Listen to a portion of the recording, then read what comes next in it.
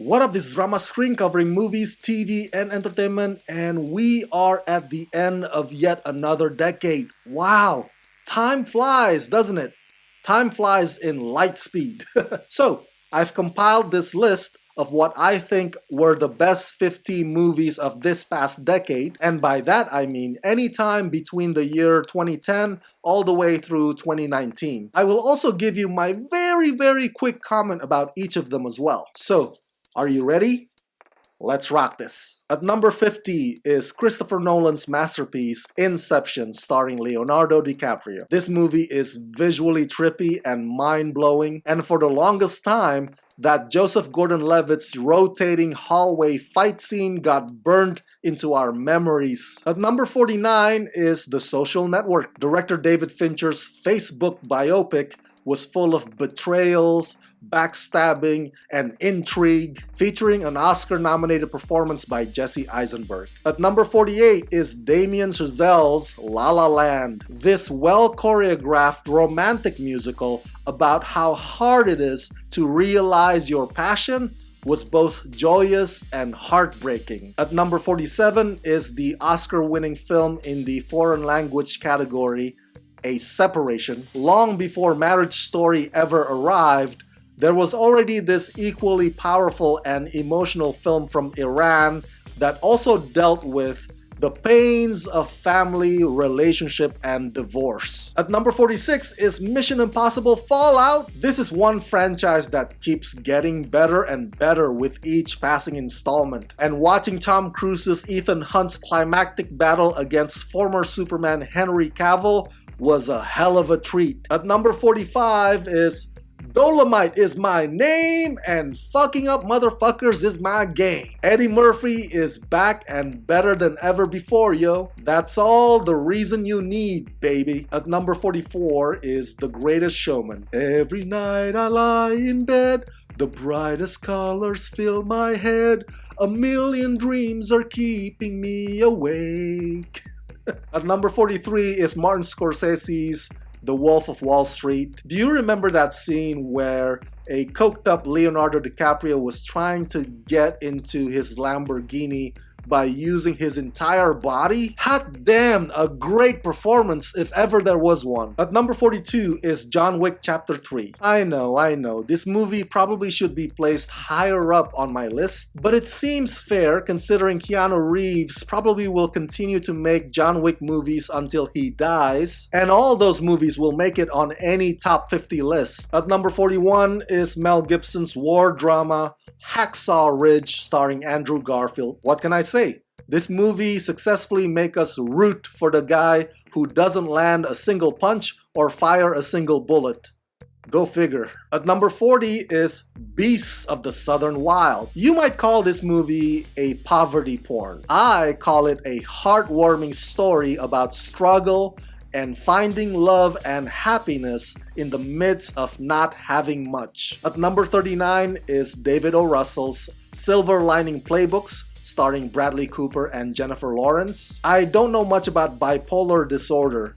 I guess you could say I'm pretty ignorant about it, but this movie managed to make me empathize with those who suffer from it. At number 38 is Logan, starring Hugh Jackman in his final round as Wolverine. He went out with a bang, unapologetic and brutally violent, and we would not want him any other way. At number 37 is Nightcrawler, starring Jake Gyllenhaal. Writer-director Dan Gilroy's thriller about crime journalism was haunting and creepy, and it challenged the things in our society that we have become so numb about. At number 36 is Four Lions. Oh my god, if you have not seen this comedy, you are missing out. Who knew that making fun of terrorists could be this hilarious? But then again, incompetence is always funny. At number 35 is Paddington 2. I'm probably the only one who thinks that Paddington 2 was way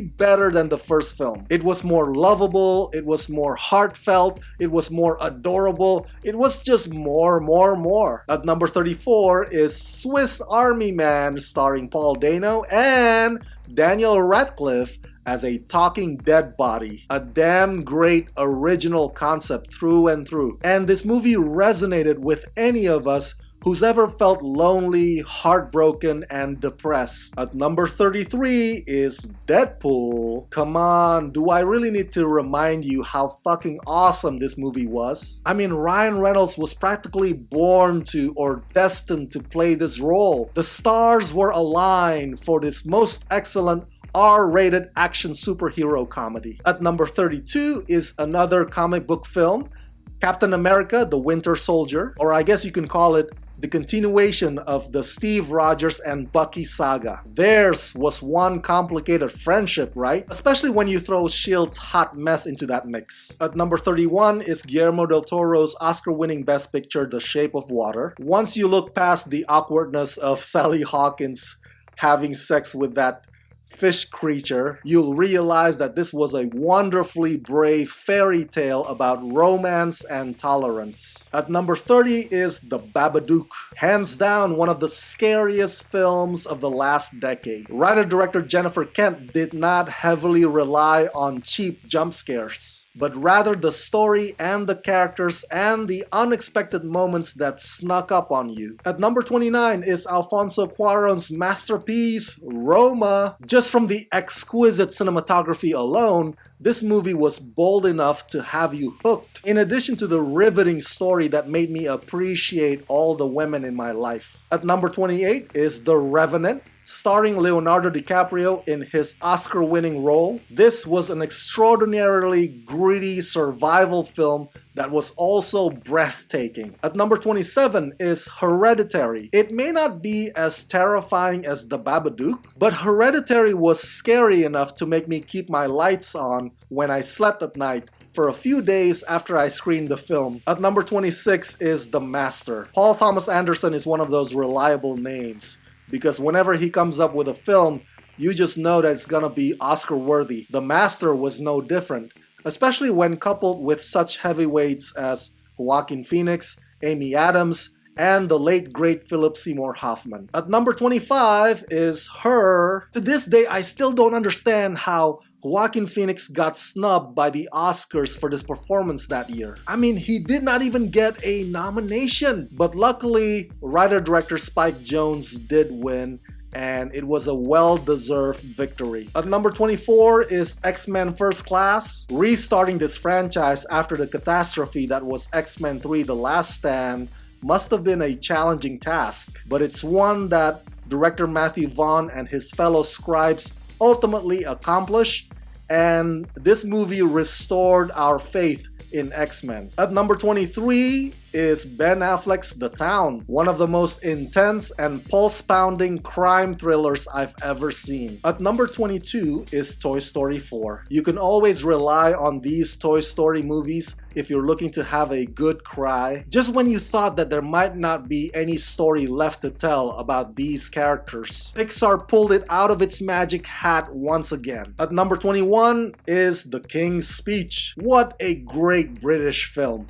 So British. But for reals, even though Colin Firth's character was a privileged king, his stuttering and his lack of confidence and his conquering those shortcomings made this movie an unlikely, uplifting underdog story. At number 20 is The Biggest Little Farm. I know, this is a documentary feature, but I had to slip one in there because The Biggest Little Farm was inspiring, it was beautiful, it was hopeful. Let's face it, the world could use more of those these days. At number 19, Parasite. Master storyteller Bong Joon-ho is back like he never left at all, and this latest film of his was full of wacky twists and turns and insane characters. Parasite is a total winner. At number 18 is the Oscar-winning Best Picture, Moonlight. Granted, this movie was a bit of a slow burn, but the way it captured three phases of the same character's life was absolutely brilliant. This is the kind of movie that floors you. At number 17 is Bohemian Rhapsody, starring Rami Malek in his Oscar-winning role as the late great Freddie Mercury. This was unlike any other rock band biopic that I had ever seen, because the movie did not dwell in the downers. In fact, It left you on a high, feel-good, celebratory note. At number 16, Toy Story 3. Come on, that farewell scene at the end where Woody said, "So long, partner," to Andy. Oh, that scene will get you every time right here. Damn, where that Kleenex tissue at? At number 15, The Hate You Give. A powerful film with timely, relevant call to action themes. This movie really gave you a brutally honest depiction as to why there is a strain between cops and the African American communities in this country. At number 14 is The Farewell, starring Awkwafina. Writer-director Lulu Wang had crafted something that not only Asians can relate to,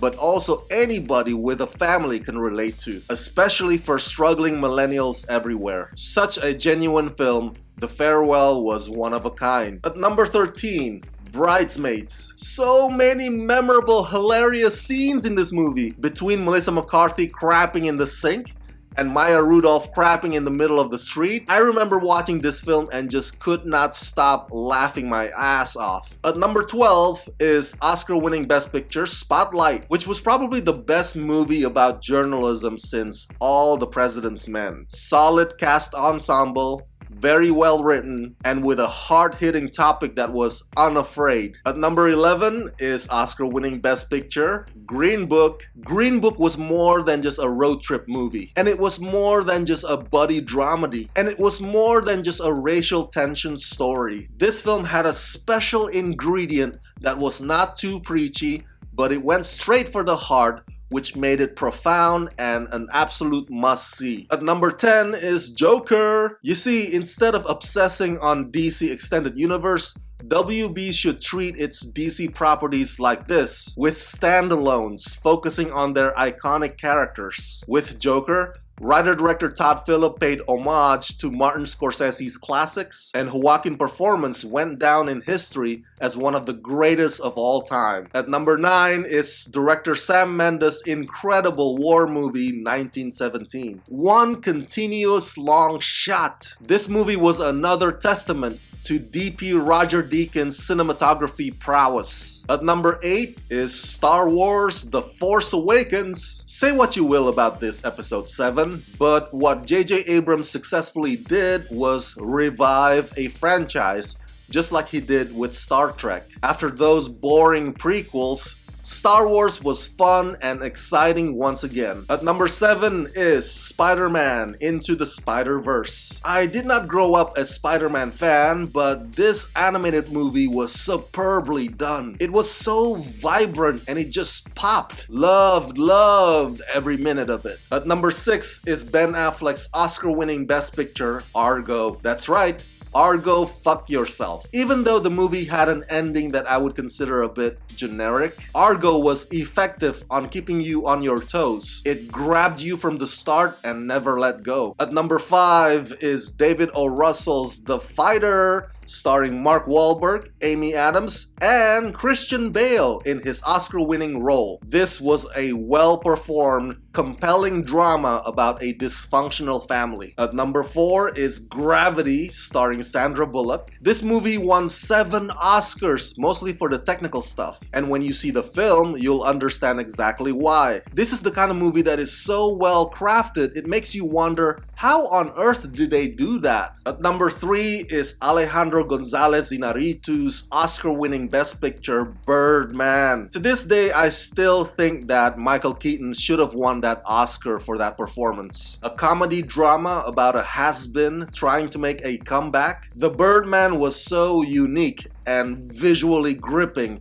and we were emotionally invested. At number 2 is The Avengers. There was an idea to bring together a group of remarkable people so they would fight the battles we never could. And in 2012, Joss Whedon made that idea come to fruition with not only what is now deemed as one of the best comic book adaptations of all time, but it's also one of the most commercially successful. Loved by fans and critics alike, The Avengers was the ultimate team movie that was downright spectacular. And so, the number 1 best movie of this past decade is The Artist! Such a gorgeous film that paid homage to Hollywood's black and white golden age. From the costumes to the directing, from the cinematography to the set design, from the editing to the performances, everything about The Artist was flawless. This was truly cinema at its finest. That's it. That's my list of 50 best movies of this past decade. Which movies are on your list?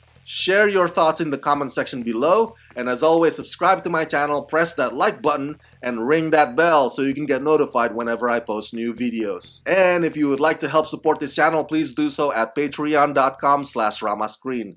That's patreon.com/ramascreen. Let's rock this!